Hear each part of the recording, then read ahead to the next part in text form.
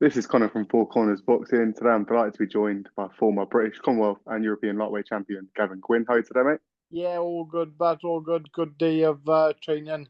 Been down the gym this morning, done some technical work with Gary, and then a run tonight. Just chilled out for the rest of the day. But to be honest with you, nice and chilled. All the hard work's done now, really. So, yeah. No, lovely stuff. When I do these interviews, I tend to go right back in the early days and start from there. What was your introduction to boxing in the first place? Um, Probably watching Joe Calzaghe on the telly, but with my old man. I even got a ticket from my old man when Prince Nazim boxed Steve Robinson in the old Cardiff Arms Park. So I got a year somewhere, I got it in the house. So yeah, it's all stemmed from my old man sort of thing. So always grown up watching boxing and things like that. So that's probably the earliest memory I got. Like, yeah. Of course, I suppose that's probably quite a common theme for Welsh fighters back in the day, isn't it? Joe Yeah, Calzaghe. 100%. Yeah, yeah. My father's a big boxing fan, and he loves it, and he obviously loves me fighting. Yeah, he's probably one of my biggest fans. Of course. And I did have a little dig into your amateur career, but I didn't find too much other than Yeah, you won a Welsh national title. yeah, Um, what was that like? And was there any other standout moments you had from those days? yeah. So I had a couple of fights. I had a Welsh novice title as well, and then I think after like 10 fights, you go into like open class. Then, so I boxed in the open class in the first year. I got the semi-finals, losing to Zach Davis, who was a good amateur fighter. Turned over pro, had a couple of pro fights, and then the year after, went on to win it. Got on the Welsh team. I think it was nigh on like 18, 18 to 20 international fights as well then. So good amateur background, boxed in the GBs, GB trials as well. But obviously I was kicking on in my age, so and my style was more the pro style, but I always suited the longer rounds, like, so 3 rounds for me weren't, and that was never enough. I just wanted to keep on going, like, so the pro style suited me more, yeah. Yeah, no, definitely, I get that. And you turned pro in 2016, Yeah, and after that, you kind of followed suit with the traditional route of journeyman first with several fights. yeah, yeah. Um, what do you think those vital lessons were from those guys that are so durable and seasoned? And To be honest with you, I only had, I think, 5 or 6 journeyman fights, and then Mhm. I got stepped up for a Welsh title fight against Henry James. But obviously, them journeymen sort of fights, it shows you to have a bit of patience, because they're so good at what they do. They're so good at surviving, and not getting like decent shots off against them and things like that. So I think it's vital as a young professional to have a couple of journeyman fights, but then also to get stepped up in as well, because you get some of these boys, they go to like 10, 12 and 0, and they haven't been stepped up, and then they come unstuck as soon as they get stepped up. Um, so I think they just need a couple of 6 rounders, and then 8 rounder step up in opposition with a journeyman that really comes and gives it a go.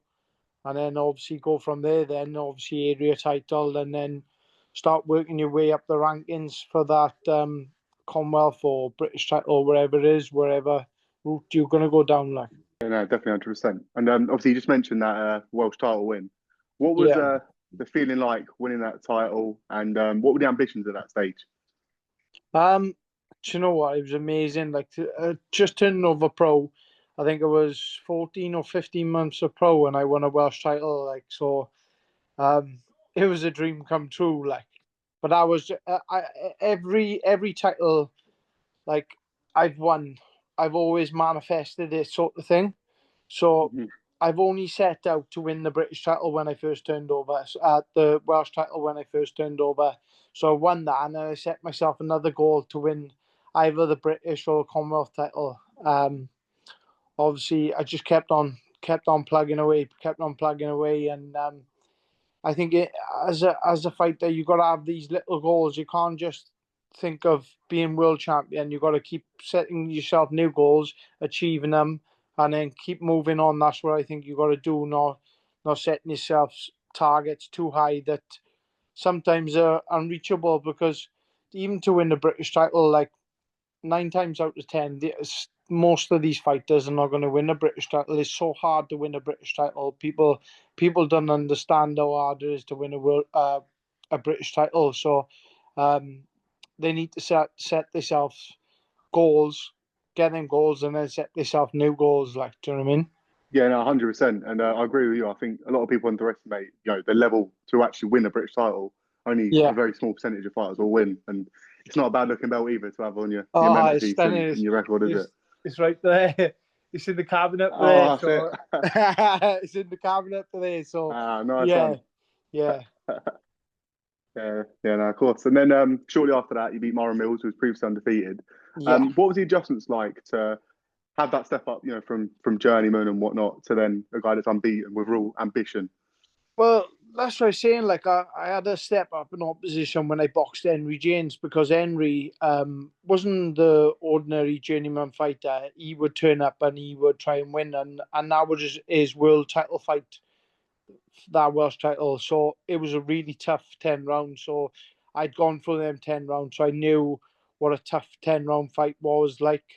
So when I went into the Myron Mills fight, I already had that experience of being in a tough 10 rounder. So, but obviously Myron Mills was a lot better fighter, so I had to step it up, and obviously that comes from the likes of sparring and things like that. Then you got to bring in better sparring partners and things like that. But I've been so lucky to have the likes of Lee Selby in the gym when I was training out to Tony Bogue. So and he was the perfect style for Myron Mills. He was a hit and move type of guy, hard punching. But I knew I'd always been sparring Selby for like 10 rounds. So if I knew, and he was world champion at the time, I knew if I could do that with Selby, this guy's got no chance. And I went in there. First couple of rounds, don't get me wrong, was tough. I think I lost the first 2, maybe 3 rounds, and then won every round after that. Like, so, yeah. Yeah, of course. I suppose having Selby around there, ain't it? Could be worse sparring partners, couldn't it?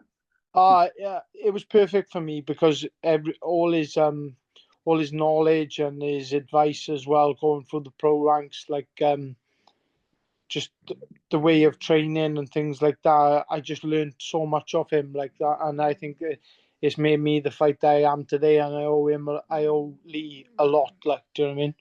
Yeah, no, definitely. And then not long after that, you had the Joe Cordina fight. Yeah. How do you look back on that performance and the event itself? Obviously, being on the card of Loma and Campbell, what was that occasion like? And It was amazing. Like, Matchroom have like given me so many big opportunities on big cards. Like, I'm not even promoted by them, and I probably boxed on all the big shows. Like, so, uh, it was an amazing experience. Obviously, the first big fight that I've been involved in, big stadium fight. Not stadium fight, but big title fight that I've been involved in. Massive headline event, Lomachenko against Luke Campbell. Um, dual build up and things like that. It was a decent fight. It was back and forth. Joe won the first couple of rounds, and I pulled back, and then he pulled away with a win. Obviously, it's no disgrace in like I've always said that, like, I'll always hold my hands up, and I lost to the better man that night, and I think it made me a better fighter now.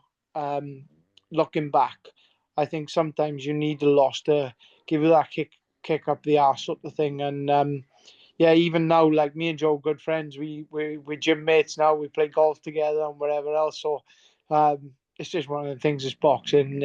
yeah, I'd agree. I think it was one of those fights where it was like, even in defeat, your stock rose because you showed you were more than capable of hanging with someone of such talent. You know what I mean? Yeah, and like, obviously he went on to win the world title. Like, boxing of someone like that caliber for the British title just goes to show the level of fighters we got in Britain. Like, obviously, everyone who wins a British title, a couple of fights after, always like challenges for either European level or world honours. So, just goes to show the kind of level we got in British boxing, really. Yeah, no, definitely. And then shortly after that, you bounced back with a first round TKO win before the pandemic hit. How Yeah, frustrating was that period of time for you when you're trying to build a bit of momentum? yeah. It was hard, to be honest with you. Um, like uh, I was obviously working at the time, had to come out to work. My wife was working in the hospital at the time as well, so I didn't have no one to look after my boy, so I had to come out and come out to work and look after him. It was tough times for everyone, don't get me wrong, but I was one of the lucky ones. I had two fights in COVID, so um, yeah, I just I just stayed on it. I stayed training. I had a little gym set up in the garage. I just thought, right, there's going to be a couple of weeks and it's going to be over. Obviously, I had the fight lined up just before that. I was supposed to box James Tennyson in the Cardiff Motorpoint Arena on the Lee Selby undercard, and that obviously got cancelled. And then got rescheduled in COVID then. So yeah, I boxed in Eddie Hearn's back garden then. Yeah, no, I was actually going to ask you about that. I was going to ask, obviously, it was quite a strange setup that week. How did that Yeah. compare to your bog standard fight week? And did that at all affect your performances? I know you won't want to look for excuses, but did it throw you off a Nah, little bit? nah. To be honest, you, um, it was strange. Obviously, it was strange for both parties. Like, um, going into um, going into fight week, I had to have swabs and then stay in the hotel room for 24 hours before you have the results back. It was like being in prison, to be honest with you. It was crazy. We had times to go to the gym. So we had separate training times. You had a time then we'd walk down to the gym, train for an hour, and then come back up, lock up then sort of thing. Yeah. It was weird, like, and obviously walking out, there's no crowd there. The strangest thing I can remember of that fight, um, I could hear a drone going up and down like the whole fight. I could hear the drone in the air. Like it was weird. But yeah, I thought I boxed quite well in that fight. Obviously, James Tenson's a massive puncher. Um, but I thought I was winning the fight and then just got caught with, I think it was on top of the head. Um, it just being myself really. I stayed in it too long and he caught me on top of the head and then got the job done. So it was just one of them, another learning fight for myself, I think. Yeah, definitely. Across obviously your career, would you say that Tennyson's up there with one of the biggest punches you'd shared a ring with? Biggest puncher I've ever been in with, and I've sparred like middleweights, light middleweights. Mhm. Like when he was hitting me, I was thinking, fucking, he must have sledgehammers in his hands. Um, just natural power. Yeah, just I've never been hit so hard in all my life. Like he was hitting me with jabs, and I was thinking, Jesus, when's his power gonna like fade? Like, and I think it was the fifth round. I thought, all right, his power's starting to fade now. I start putting it on him, and then that's when he caught me. Which, in hindsight, I shouldn't have really. I should have stuck to the boxing, but yeah, just got beat by the better man on the night, and yeah, it's one of them. Yeah, definitely. You did turn a corner after that, though. The Sean Yeah, McComb win, you're a big underdog for that. It was a yeah. dominant display. What was the game plan going in with someone that was such a standout amateur and kind of that sort of setup? Um, do you know what? We knew he was obviously tight at the weight because he was a lot bigger than me. So we targeted the body the first couple of rounds. Even in the first round, I caught him with a body shot, and I knew I caught him because he made a noise. He was like sort of thing. So I knew I caught him early, and I Hmm. knew I could hurt him. But the game plan was just to put it on him, um, and see how it is middle rounds. Um, if he's still there with me, keep the pressure on him. But he started to fade quite quick, and yeah, we got the job done then in the think it was the 7th round when it got him out of there. Yeah.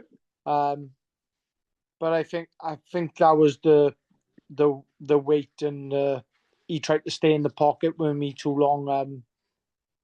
Like he's a back foot fighter, and he I think he tried to match away out with me, which is stupid. Is my game, and he fell into the trap. So yeah, but it was a massive win for me. Obviously on the road. I've never said no to any fights. I've always been on the road and all these title fights. And I pulled off a win, yeah. So yeah. Yeah, no, 100%. I bet there were some good celebrations after that night. No, to be honest, obviously he was in lockdown as well, so I went back Oh to the yeah. hotel room. There was no one there. Rung my wife up. They were all partying in a house party. Yeah, so it was just one of them. I'm not a massive drinker or anything like that, so I just sat back in the room, ordered a pizza, and I don't think I slept, to be honest with you. I was just like scrolling for my phone and just reading people's comments and things like that. I was just buzzing the whole night, and yeah, it was just one of them. It was like I've kept on trying, I kept on trying, and then all of a sudden I've won a major title against a really good opponent. So yeah, I was buzzing like. Yeah, no, I can imagine. And after that, you defended the Commonwealth title and won the Yeah. British Yeah. eventually. Do you feel like that period of your career was probably the best form in terms of the performances you were churning out?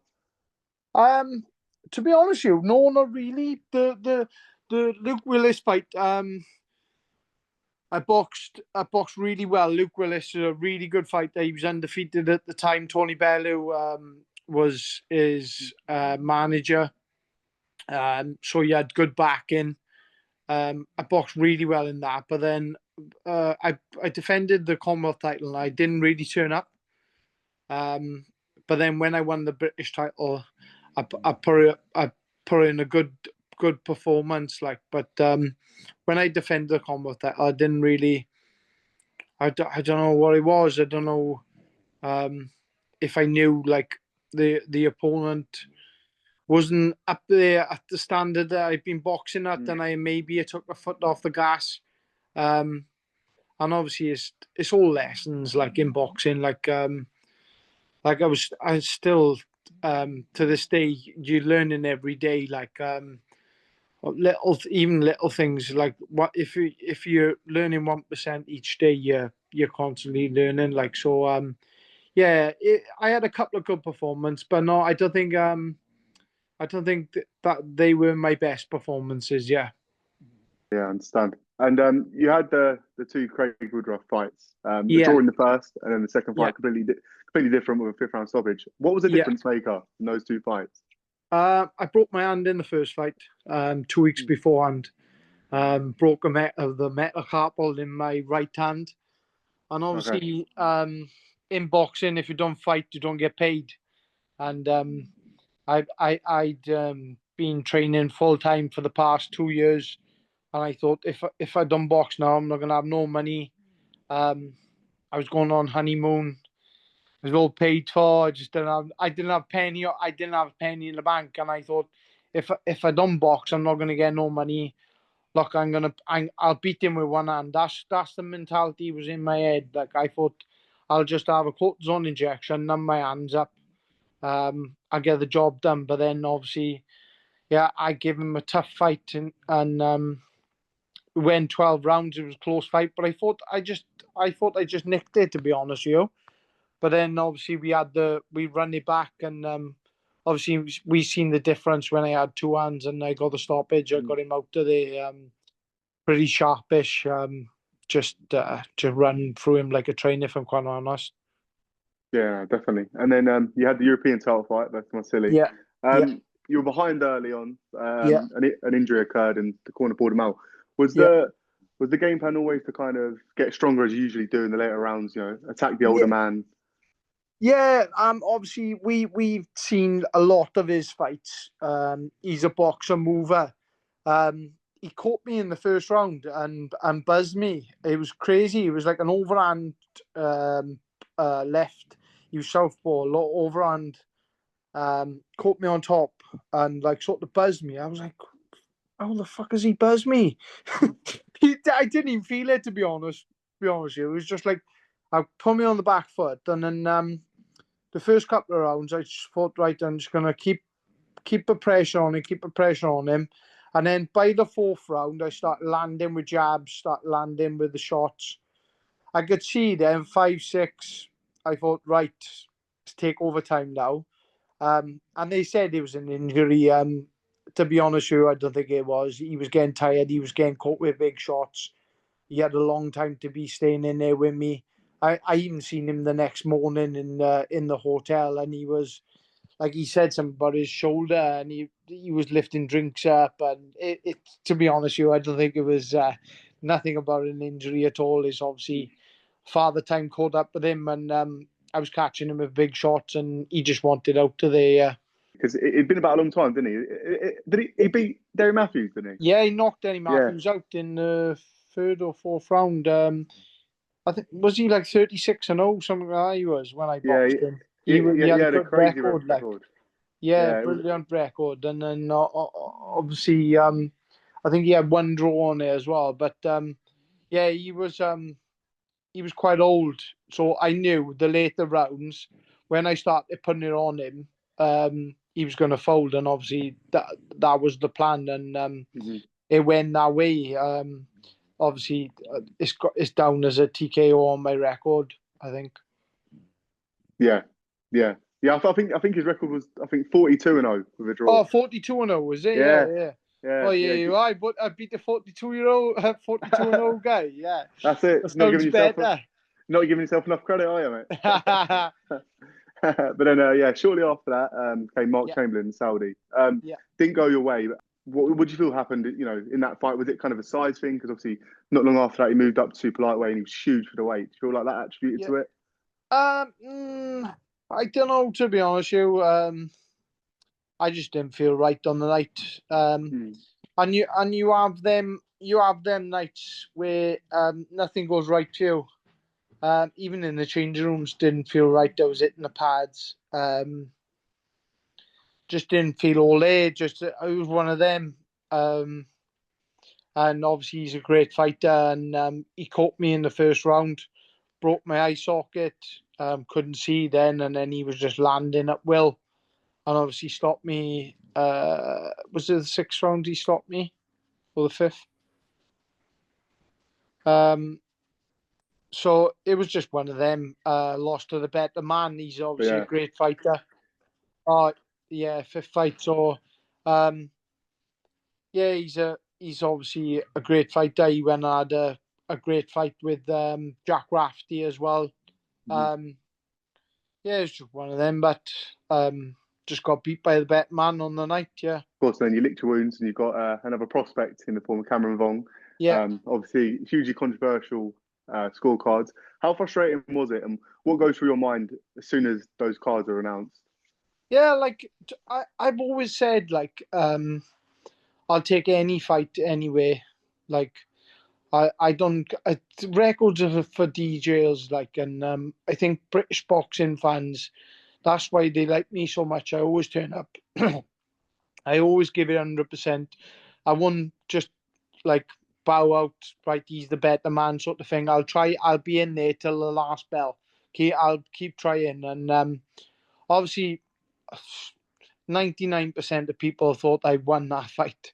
The only people who didn't think had me win, there was the three judges ringside, um, and obviously they've been criticised on the social media and everything else. So it was just like, what have I got to do? Like, I always held my hands up. If I've lost the fight, I've lost the fight. Like, I just want a fair. What's the word I'm looking for? Like a fair shout, I suppose. Yeah, just like a fair crack at the whip sort of Yeah, thing. that's it. Yeah. Like we work hard. Like the boxers work hard. Like Mm. and that's all we deserve is a level playing field. That's all we deserve. Like, and I just don't think I was given that in that fight, and Yeah, and then I've obviously after that, I've had a shit year. I've had to go back to work. Obviously, I had the 6 rounder a couple of months ago. Um, been promised a fight, and then all of a sudden they've come out of the blue, like. So yeah. Of course, and that big rematch happening at the end of the month. Yeah. How bear in mind how the first fight panned out, how does it give you the extra push in training, that extra 10% of things getting hard, kind of prove a Yeah, point? but I wouldn't even say I need that extra, like, that extra go to get up and go training, because I've always had that anyway. Like, I'm the type of guy you got to tell to slow down. Like, I'm like, Gary tells me to have days off and right, only do one session today. Like, whereas I will do 2 or 3 sessions every day, 7 days a week. Like, I like it. I'm one of them. Like, so I've always had that drive, and I think that's what's taken me to them titles, because I've always been that guy who's turned up and give it 110% every time. But so, do you know what I mean? Yeah, but it does, like, obviously in sparring and things like that. I've been in the ring with him now, so we try in different things, and yeah, if anything, by the sparring's gone, we're in for a good fight. Yeah. Yeah, 100%. Can't wait. And lastly, I've kept you enough now. So, from a mental perspective, how do you approach making sure that history doesn't repeat itself, and you get that fair crack at the whip, and you go out there and get what you deserve the first time around? Do you know what? I don't even think about it, because if you think like that, you put too much stress on yourself. I think as fighters, we stressed enough as it is. Obviously, I got a family. I got to train.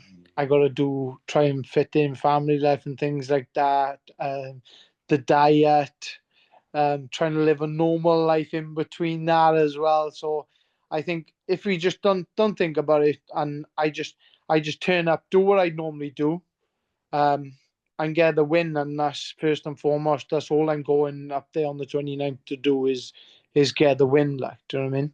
Yeah, 100%. I understand. Yeah. Now, anyway, thanks so much for coming on, and No all the problem best. at all. No All, problem at all. all the best for the big fight, mate. Cheers.